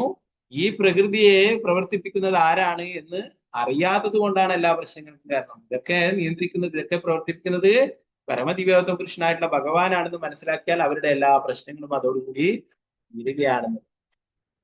ഭഗവത്ഗീതയിൽ 7:19 ബഹുനാം ജന്മനാമന്തേ നാനവാൻമാൻ പ്രപദ്യതേ വാസുദേവ സർവമിതി സമഹാത്മാസ്തു.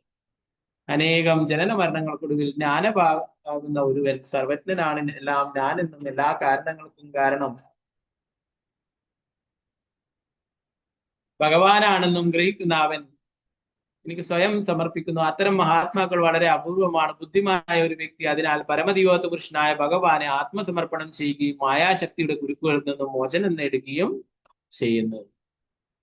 അനേകം ജന്മങ്ങൾക്ക് ഒടുവിൽ ജ്ഞാനവാനായിട്ടുള്ള ഒരു വ്യക്തി മനസ്സിലാക്കുന്നു കൃഷ്ണനാണ് പരമദിവ്യോത്ത കൃഷ്ണൻ. അങ്ങനെയുള്ള ആൾക്കാർ വളരെ അപൂർവമാണ് എന്നുള്ള മഹാത്മാക്കൾ എന്ന് പറയും. സമഹാത്മാസുത, അവരെന്താണ്? മഹാത്മാക്കളാണ്. അവര് കുറെ ജന്മങ്ങൾക്ക് ശേഷമെങ്കിലും അവർക്ക് മനസ്സിലാവുന്നു കൃഷ്ണനാണ് പരമദിവ്യോത്ത കൃഷ്ണൻ. ബുദ്ധിമാനായ ആ വ്യക്തി അതിനാൽ പരമദിവ്യോത്ത കൃഷ്ണ ഭഗവാൻ ആത്മസമർപ്പണം ചെയ്യും, മായാശക്തിയുടെ കുരുക്കുകളിൽ നിന്ന് മോചനം നേടുകയും ചെയ്യും. നമുക്ക് പ്രഭുപാദരുടെയൊക്കെ കാരുണ്യം കൊണ്ട്, അല്ലെ, ആചാര്യന്മാരുടെയൊക്കെ കാരുണ്യം കൊണ്ട്, പ്രഭുപാദരുടെ കാരുണ്യം കൊണ്ട്, ഗുരുനാഥന്മാരുടെയൊക്കെ കാരുണ്യം കൊണ്ട് നമുക്ക് കൃഷ്ണനാണ് പരമദിവ്യോത്ത കൃഷ്ണൻ എന്നുള്ള ആ കാര്യം നമുക്ക് മനസ്സിലാക്കാനായിട്ട് സാധിച്ചു. അപ്പൊ ആ ഭഗവാന്റെ സേവനങ്ങൾ ചെയ്യുകയാണ് നമ്മുടെ കർത്തവ്യം. അതും നമുക്ക് മനസ്സിലാക്കില്ലേ? അപ്പൊ എന്തേ വേണ്ടു? നമ്മള് മനസ്സ് കൊടുക്കുക മാത്രമേ വേണ്ടൂ ആ ഭഗവാന്റെ സേവനങ്ങള് ചെയ്യുവാനായിട്ട്. ശ്രവണം കീർത്തനം അത് തന്നെ. ഭഗവാനെ കുറിച്ച് കേൾക്കുക, ഭഗവാന്റെ തിരുനാമം ജപിക്കുക, ഭഗവാന്റെ കീർത്തനങ്ങളൊക്കെ ചെയ്യുക, ഭഗവത്ഗീത ഭാഗവതൊക്കെ പാരായണം ചെയ്യുക, അല്ലെ?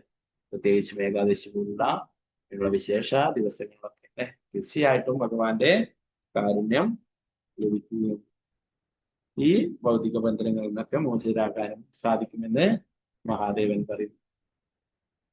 ഗ്രന്ഥരായ ശ്രീമദ് ഭാഗവതം ജയ ഗുരു പ്രമാനന്ദേ ഹരേ കൃഷ്ണ.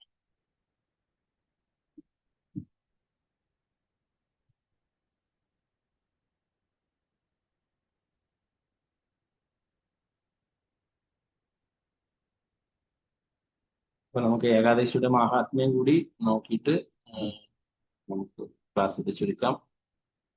ഞാൻ ഇന്നലെ അത് വായിക്കാതിരുന്നതാണ്. എന്താ വെച്ചാൽ ഇന്നലെ അത് വായിച്ചിട്ട് പിന്നെ പലർക്കും വീണ്ടും കൺഫ്യൂഷൻ ആവേണ്ട, ഏകാദശിയുടെ മഹാത്മ്യം പറഞ്ഞു ഇന്നാണ് ഏകാദശി എന്ന് പറഞ്ഞിട്ട് ഇന്നലെ കരുതണ്ടെന്ന് വെച്ചിട്ട് ഇന്നലെ പറയാതിരിക്കാം. ഓക്കെ, നമുക്കത് വേഗത്തിൽ വായിച്ചിട്ട് പോവാം. ഉത്രത ഏകാദശി അഥവാ വൈകുണ്ഠ ഏകാദശി പൗഷമാസത്തിലെ ശുക്ലപക്ഷത്തിൽ വരുന്ന പുത്രത ഏകാദശിയെ കുറിച്ച് ഭവിഷ്യോത്തര പുരാണത്തിൽ ഭഗവാൻ ശ്രീകൃഷ്ണനും യുധിഷ്ഠിര മഹാരാജാവും തമ്മിലുള്ള സംഭാഷണത്തിൽ വിവരിക്കുന്നുണ്ട്.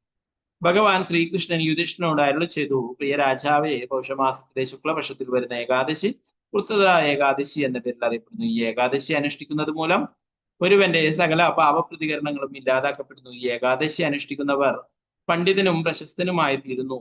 ഈ മംഗളകരമായ ഏകാദശിയുടെ മഹാത്മ്യം ദയവായി ശ്രവിച്ചാൽ. ഭാദ്രവതി എന്ന നഗരത്തിൽ സുകേതുമന എന്ന രാജാവ് ഉണ്ടായിരുന്നു. അദ്ദേഹത്തിന്റെ റാണിയായിരുന്നു സവ്യ. പുത്രഭാഗ്യമില്ലാതിനാൽ രാജാവ് റാണിയും അവരുടെ ജീവിതം ദുഃഖപൂർണമായി കഴിച്ചുകൂട്ടി. അവർ തങ്ങളുടെ ഏതാണ്ട് മുഴുവൻ സമയവും ഈശ്വരചിന്തയിലും പ്രകാരമുള്ള പ്രവൃത്തികളിലും ചെലവഴിച്ചു. അപ്രകാരം രാജാവ് റാണിയും പുത്രനില്ലാത്തതിന്റെ ദുഃഖത്താൽ വല്ലാതെ ബാധിക്കപ്പെട്ടിരുന്നതിനാൽ അവർ പിതൃക്കൾക്ക് അർപ്പിക്കുന്ന ജലം പോലും ചൂടുള്ളതായി മാറി. പിതൃക്കളും സുകേതുമനക്ക് ശേഷം തങ്ങൾ തർപ്പണം നൽകാൻ ആരും ഇല്ലാതാകുമെന്ന് ചിന്തിച്ചു കുണ്ഠിതരായ പിതൃക്കളുടെ ഈ ഉൾവ്യത മനസ്സിലാക്കിയ രാജാവ് കൂടുതൽ വ്യതിത ഹൃദയനായി. തന്റെ സുഹൃത്തുക്കളുടെയോ അഭ്യുതകാംക്ഷികളുടെയോ മന്ത്രിമാരുടെയോ സാമീപ്യം അദ്ദേഹത്തിന് ആനന്ദം നൽകിയില്ല. നിരാശയിലും വിലാപത്തിലും മുങ്ങിത്താണ് രാജാവ്. പുത്രനില്ലാത്ത മനുഷ്യജീവിതം നിരർത്ഥകമാണെന്ന് കരുതി ദേവന്മാരോടും മിത്രങ്ങളോടും മനുഷ്യരോടുമുള്ള കടപ്പാടിൽ നിന്ന് മുക്തരാകാൻ പുത്രരഹിതനായ ഒരുവന് അസാധ്യമാണ്. വിഷ്ണു ഭഗവാനോടുള്ള അനന്യമായ ഭക്തിയും പുണ്യകർമ്മങ്ങളുടെ സഞ്ചയവുമില്ലെങ്കിൽ ഒരുവനെ പുത്രനോ ധനമോ ജ്ഞാനമോ നേടാൻ സാധിക്കില്ല. ഇപ്രകാരം നിഗമനത്തിലെത്തിയ രാജാവ് ആരും അറിയാതെ ഏകനായി ഒരു കുതിരയിലേറി വനത്തിലേക്ക് പുറപ്പെട്ടു. സുഖേതുമന പക്ഷികളാലും മൃഗങ്ങളാലും നിറഞ്ഞ ഇടതൂർന്ന ഒരു വനത്തിലേക്ക് പ്രവേശിച്ചു. അവിടെ വിശ്രമിക്കുവാനായി ഉചിതമായ ഒരു സ്ഥലം അന്വേഷിച്ചു കൊണ്ടിരുന്നു. ആ ഇടതൂർന്ന വനത്തിൽ ആൽ, പിപ്പില, ഈന്തപ്പന, പുളി, പന, സാലവൃക്ഷം, ഇലഞ്ഞി, സപ്തപർണി, വഴിയിലമ്പാല, തിലക, തമാല, സരള, ഹിങ്കോട, അർജുന, ലവഹേര, ബഹേദ, സാലകി, പാതാള, കടേച്ചു, പലാശ തുടങ്ങിയ മുതലായ വൃക്ഷങ്ങളുടെയും വ്യാഘ്രം, സിംഹങ്ങൾ, കാട്ടാന, മാൻ, കാട്ടുപന്നി, കുരങ്ങുകൾ, സർപ്പങ്ങൾ, പുലികൾ, മുയലുകൾ മുതലായ മൃഗങ്ങളെയും രാജാവ് കണ്ടു. വിശ്രമിക്കുന്നതിന് പകരം രാജാവ് അവിടമാകെ അലഞ്ഞു തിരിഞ്ഞു. ചെന്നായ്ക്കളുടെയും മോരിയിടലുകളും മൂങ്ങകളുടെ മൂളലുകളും അദ്ദേഹത്തെ ഭയപ്പെടുത്തുകയും അതേസമയം ആശ്ചര്യപ്പെടുത്തുകയും ചെയ്തു. ഇപ്രകാരം എല്ലാ ദിശകളിലും അലഞ്ഞു തിരിഞ്ഞ രാജാവിനെ അധികം താമസിയാതെ കലശരായി ദാഹിക്കുവാൻ തുടങ്ങി. അദ്ദേഹം ഇപ്രകാരം ചിന്തിക്കുവാൻ തുടങ്ങി: ദേവകളെയെല്ലാം യജ്ഞത്താലും ആരാധനയാലും സന്തുഷ്ടനാക്കിയിട്ടും എന്റെ രാജ്യത്തിലെ പ്രജകളെ സ്വന്തം മക്കളെ പോലെ പരിപാലിച്ചിട്ടും ബ്രാഹ്മണരെ നല്ല ഭോജന പദാർത്ഥങ്ങൾ കൊണ്ടും ദക്ഷിണ കൊണ്ടും സംതൃപ്തരാക്കിയിട്ടും ഞാൻ ഇപ്രകാരം ക്ലേശങ്ങളെ അനുഭവിക്കേണ്ടി വരുന്നല്ലോ. ഈ ചിന്തകളിൽ മുഴുവൻ കൊണ്ട് രാജാവ് അങ്ങുമിങ്ങും അലയാൻ തുടങ്ങി. ആകസ്മികമായി മാനസ സരോവരം പോലെ മനോഹരമായതും ഭംഗിയുള്ള താമരപ്പൂക്കളാൽ നിറഞ്ഞതുമായ ഒരു തടാകം അദ്ദേഹത്തിന്റെ ദൃഷ്ടിയിൽപ്പെട്ടു. അരയന്നങ്ങളും ചക്രഭാഗങ്ങളും ചകോര പക്ഷികളും അവിടെ ക്രീഡിച്ചു കൊണ്ടിരുന്നു. ആ തടാകക്കരയിലിരുന്ന് വേദമന്ത്രങ്ങൾ ഉരുവിട്ടുകൊണ്ടിരുന്ന സാധുക്കളെ കണ്ട രാജാവ് കുതിരപ്പുറത്ത് നിന്നിറങ്ങി അവരെ ഓരോരുത്തരെയും പ്രണമിച്ചു. രാജാവിന്റെ പെരുമാറ്റത്തിൽ പ്രസന്നരായ സാധുക്കൾ അദ്ദേഹത്തോട് ആരാഞ്ഞു: അല്ലയോ രാജാവേ, അങ്ങയിൽ ഞങ്ങൾ സംതൃപ്തരായിരിക്കുന്നു, എന്തെങ്കിലും വരം ആവശ്യപ്പെട്ടുകൊള്ളൂ. രാജാവ് ആരാഞ്ഞു: ആരാണ് നിങ്ങൾ? എവിടെ നിന്നാണ് നിങ്ങൾ വന്നിരിക്കുന്നത്? സാധുക്കൾ മറുപടി പറഞ്ഞു: ഞങ്ങൾ വിശ്വദേവതകളാണ്, ഇവിടെ സ്നാനം ചെയ്യാൻ വന്നിരിക്കുന്നു. ഇന്ന് പുത്രദാ ഏകാദശിയാണ്. പുത്രനെ കാക്ഷിക്കുന്ന ഒരുവൻ ഈ ഏകാദശി വ്രതം അനുഷ്ഠിച്ചാൽ അവന് തീർച്ചയായും പുത്രഫലപ്രാപ്തി ഉണ്ടാകുന്നതാണ്. രാജാവ് മറുപടി പറഞ്ഞു: ഞാൻ പല വിധത്തിലുള്ള കാര്യങ്ങൾ ഇതിനു വേണ്ടി ചെയ്തിട്ടുള്ളതാണ്, എന്നാൽ ഇതുവരെ അതൊന്നും വിജയപ്രദമായില്ല. നിങ്ങൾ എല്ലാവരും എന്നിൽ പ്രസന്നരായതിനാൽ എനിക്ക് സുന്ദരനായ ഒരു പുത്രനെ തന്ന് അനുഗ്രഹിച്ചാലും. അപ്പോൾ ആ സാധുക്കൾ പറഞ്ഞു: ഇന്ന് പുത്രദാ ഏകാദശിയാണ്. അല്ലയോ രാജാവേ, ഈ ഏകാദശി അതീവ ശ്രദ്ധയോടുകൂടി അനുഷ്ഠിക്കുക. ഭഗവാൻ വിഷ്ണുവിന്റെ കാരുണ്യത്താലും ഞങ്ങളുടെ അനുഗ്രഹത്താലും അങ്ങേക്ക് തീർച്ചയായും സൽപുത്രന് ലഭിക്കുന്നതാണ്. അതിനുശേഷം രാജാവ് മഹർഷിമാരുടെ നിർദ്ദേശപ്രകാരം മംഗളകരമായ പുത്രദാ ഏകാദശി വ്രതം അനുഷ്ഠിച്ചു. അടുത്ത ദിവസം വ്രതം മുറിച്ചതിന് ശേഷം ആ സാധുക്കൾ തുടർച്ചയായി പ്രണാമങ്ങൾ അർപ്പിച്ചിട്ട് രാജാവ് തന്റെ കൊട്ടാരത്തിലേക്ക് മടങ്ങി. കാലം കടന്നു പോകുകയെ സൈവ്യ മഹാറാണി ഗർഭിണിയാവുകയും പുത്രദാ ഏകാദശി അനുഷ്ഠിച്ചത് മൂലം ശേഖരിക്കപ്പെട്ട പുണ്യത്തിന്റെ സ്വാധീനത്താലും സാധുക്കളുടെ അനുഗ്രഹത്തിനാലും രാജാവ് പുണ്യശാലിയും ബുദ്ധിശാലിയുമായ ഒരു മകനെ പ്രാപ്തമാക്കുകയും ചെയ്തു. അതിനുശേഷം രാജാവ് സന്തോഷപൂർവ്വം തന്റെ രാജ്യം ഭരിച്ചു. അദ്ദേഹത്തിന്റെ പിതൃക്കളും സംതൃപ്തരായി. ഭഗവാൻ ശ്രീകൃഷ്ണൻ തുടർന്നു: അല്ലയോ ദുഷ്ട രാജാവേ, ഒരുവൻ പുത്രദാ ഏകാദശി വ്രതം അനുഷ്ഠിക്കുകയാണെങ്കിൽ അവന് പുത്രലബ്ധിയും സ്വർഗലോകപ്രാപ്തിയും ഉണ്ടാകും. ഈ ഏകാദശിയുടെ മഹാത്മ്യം ശ്രവിക്കുകയോ കീർത്തിക്കുകയോ ചെയ്യുന്ന ഏതൊരാൾക്കും അശ്വമേധ യജ്ഞം നടത്തിയതിന്റെ ഫലം ലഭിക്കുകയാണ്. പുത്രദാ ഏകാദശിക്ക് ജയ. വൈകുണ്ഠ ഏകാദശിക്ക്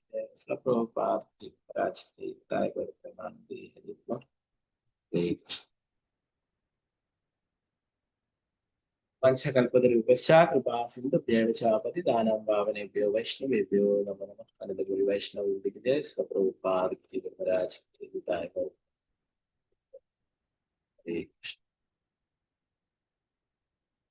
എന്തെങ്കിലും സംശയങ്ങളുണ്ടെങ്കിൽ കയ്യെഴുത്താം, ഉണ്ടെങ്കിൽ നമുക്ക് ക്ലാസ്സിൽ ചുരുക്കാം. പിന്നെ പുതിയ ചാപ്റ്റർ നമുക്ക് നാളെ തുടങ്ങാം. പുതിയ നിവാസികളുടെ പ്രാർത്ഥനകൾ എന്നുള്ളത്. ഹരേ കൃഷ്ണ.